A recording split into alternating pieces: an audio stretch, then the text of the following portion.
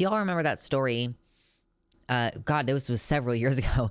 In 2018, there was this high school track meet competition thing, all right? And the rules were that the top 7 in this particular competition, this track and field competition, the top 7 were going to advance on to the next stage in the whatever it was. It's been fucking 4 years. I don't remember all the details. So the situation was that a girl came in 8th place, a cis girl came in 8th place, and she was really upset because the person who got 1st place, actually, it's possible that it was the 1st and 2nd place players, but we're only focusing on the 1st place player right now, was a trans girl, a teenage girl playing on the girls' team. And competing against the girls for the placement. So this girl, like, sued this girl. The one on the left in the pink sues this girl on the right for kicking her out of that competition. But like, so she's suing even though that girl went on to earn 5 state titles. She qualified for nationals 4 times and now runs D1. Whereas this trans girl was pushed out of sports altogether. But this girl is suing this girl still for this shit that happened in 2018. After she came in 8th. Like, she did atrociously. Also, yeah, like, it's no surprise also that it's a white girl, a white cis girl suing a black trans girl, you know? You took everything from me. I don't even know who you are. True. Yes. It was a while ago, this was. So, Selina Soule, the cis woman who now runs for Florida Atlantic University, has worked with the anti-trans Alliance Defending Freedom to sue Connecticut and oppose the participation of trans girls across the country. 18 states in all have banned trans athletes. Like, stands up for fairness, equality in women's sports by making sure that a certain subclass of women cannot participate. In their complaint, Soule and 2 other cisgender girls allege that they are irreparably harmed by the mere existence of female athletes who are transgender, regardless of their testosterone levels, muscle mass, or access to puberty blockers, and in spite of their own success. Like, despite the fact that they are successful athletes as cis girls in their fields, like, the fact that they once had to compete against trans girls is just so unconscionable to them. Despite the centrality of testosterone and puberty to their factual allegations, the relief sought by plaintiffs does not focus on hormones and puberty. Instead, plaintiffs seek sweeping relief preventing all girls who are transgender, whom plaintiffs refer to as athletes born male with male bodies, regardless of the age at which they transitioned, whether they've had puberty blockers or hormone therapy, and whether they actually went through endogenous male puberty. It's like, even the like hedging argument that people tend to make now, which is like, oh, well, if they didn't go through male puberty, then I guess it's not a big deal. Like, maybe they don't have an advantage. But no, it's like they're like ontologically, spiritually, on like the fundamental basis of your chromosomes, which we're gonna guess because nobody can pay to get that tested. Like, you cannot participate in sports. Point blank, period. Terry Miller and Andrea Yearwood are our clients in a case in the Second Circuit that the Second Circuit will hear tomorrow, urging the court to dismiss the claims brought against Connecticut's policy. Andrea and Terry have received the support of Megan Rapinoe, Billie Jean King, the Connecticut Sun's own Jasmine Thomas and Brian January, and over 150 other professional female athletes, including the Women's Sports Foundation and the WNBPA. Soule and her fellow plaintiffs, meanwhile, are being represented by the ADF, which is a far-right legal group, taking credit for the overturn of Roe v. Wade, supports criminalization of homosexuality, and opposes the existence of trans people in public life. Unsurprising. The ADF is the Alliance Defending Freedom. God, they suck so bad. Argued in court for the criminalization of homosexuality in amicus briefs for the U.S. Supreme Court case Lawrence v. Texas. Represented conversion therapy practitioners in lawsuits, a practice discredited by mental health and medical professionals as harmful and ineffective. Flew in to testify by the Ohio legislature to spread misinformation about gender-affirming care for youth, which is supported by every major medical association.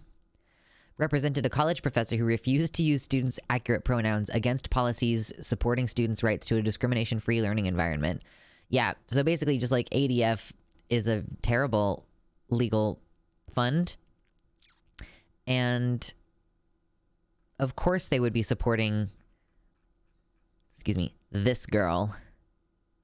Of course they would be supporting her in her lawsuit against this young lady who clearly like just wanted to participate in some sports. How dare we? How dare we succeed? Or not even succeed. Like you can succeed and do badly and still get a whole bunch of shit for it. Like Leah Thomas, she had like 3 races in that same day. She won first place in one race and then like, what was it? Like 5th place in another and like 8th place in another. Like she didn't even do all that well for the whole day. But because she won one race, it was a problem. Honestly, like I would not be surprised if this, frankly, like very stuck up looking girl who's currently hidden by the chat, I would not be surprised if she probably would have sued this girl even if this girl had come in 5th place. If this girl had come in 5th place, this girl would have still been like, oh no, I would have placed in 7th if not for you participating in the race. So even if she hadn't succeeded particularly well, her presence in the race would still be a threat, because fundamentally that is what the problem is. Her participation in the sport fundamentally is not acceptable to these people. And like, I don't know if there's any amount of convincing them, like any amount of trying to convince them that's going to do anything. I also love how they just ignore how unfair it is for cis women when trans men are forced to compete against cis women because of these laws, because they pretend trans masks don't exist when they make these arguments. I remember, if this is what I remember, this is like transgender wrestler forced to compete in girls tournament and booed after winning in final. Like he's like a teenager who, of course the fucking article is not free for me to read, but this boy is a teenager, or was a teenager at the time, who was not allowed to compete against the boys, but he was already on testosterone.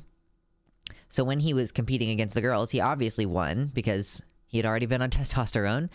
And when he won, people booed him. And here's the thing, it's not like Violet said a minute ago, like, oh, they just ignore how unfair it is. They pretend trans masks don't exist when they make these arguments. The thing that they do after this, like, the thing that they do after this situation is they actually do finally just come out and say you shouldn't participate at all. Like, they say like, oh, you shouldn't, you need to you need to compete with the girls. But then when they win, it's like, well, you know, what are we supposed to do?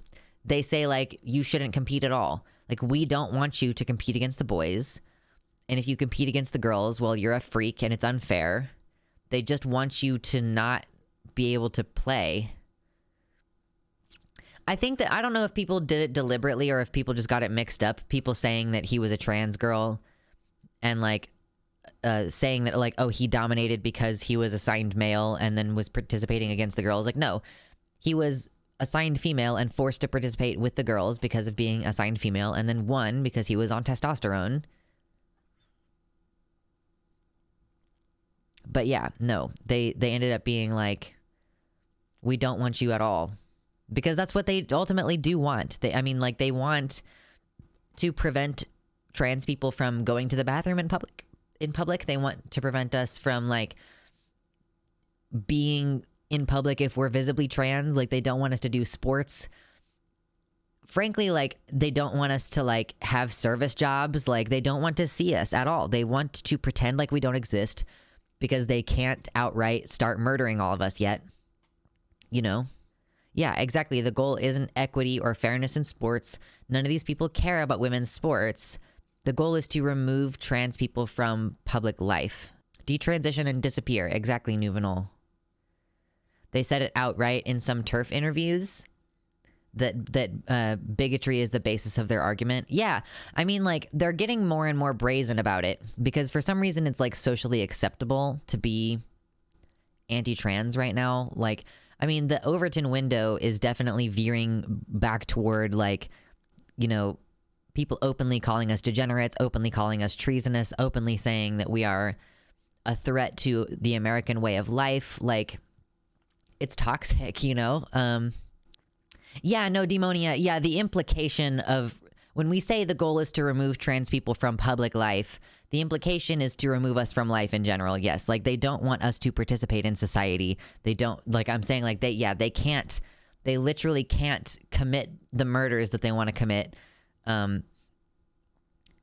It's what is this word? Social murder. This is the term that I've heard recently, social murder, which refers to like when you engineer a situation where people can't afford to eat, and then when they starve, it's not considered like that their death is on anyone's hands, even though you could say like their boss was responsible for their death because they didn't pay them enough, or their landlord was responsible for their death because they kept increasing the rent every year, or all of the various mechanisms involved with setting the prices at the grocery stores were responsible for their death because the price of inflation made food too expensive and they starved. You know, like social murder, the idea that like all these different aspects kind of feed into one another and produce these outcomes of horror and death, really.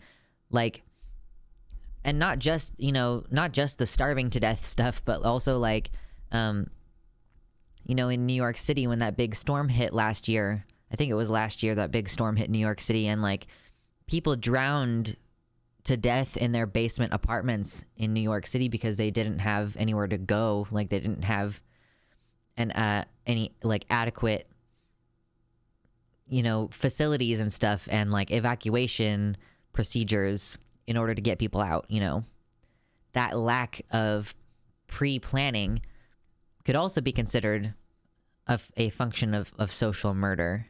Morningstar System says, I've been like a little bit annoyed with my roommate who keeps seeing this as a temporary thing that ends after the election. Right? Like, you know, we thought that like, oh, after Trump gets out of office, we'll be safe. But then like under Biden's watch, we lost Roe v. Wade because to an extent, like each president, like things start taking effect that the previous president put into place. Tends to happen. So then you have like a Democrat getting shit for all the things that the Republican before them did, and then the next Republican gets a bunch of credit for all the shit that the Democrat before them set in place. Yeah, these TERFs and transphobes use BS like trans panic to rationalize murder based on bigotry, blaming the victim for the bigot's hatred, just like how the goal for white nationalists is to make people of color or other religions not exist. Their goal is to make us not exist. It's a modern day crusades with the same BS to hide their motivations. It's not a great time, if we're being completely honest here.